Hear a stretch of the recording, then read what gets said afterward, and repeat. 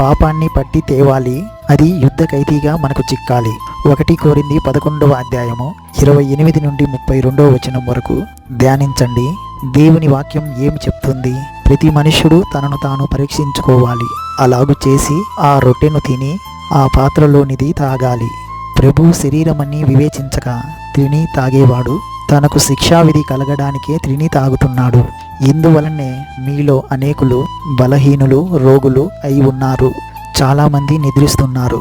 అయితే మనలను మనమే విమర్శించుకోగలిగితే తీర్పు పొందము.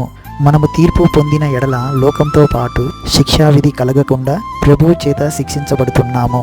సంఘంలో కానీ వ్యక్తిగత విశ్వాసుల జీవితంలో కానీ ఆశీర్వచనాలు వెనకబట్టడం ఎందుకో తెలుసా? జీవితంలో మనకు తెలిసిన పాపం ఏదైనా సరే దాన్ని ఉండనీయకూడదు. సోదరి సోదరులారా, ఈ విశాల ప్రపంచంలో దేవుని నియమాలు పనిచేస్తాయి.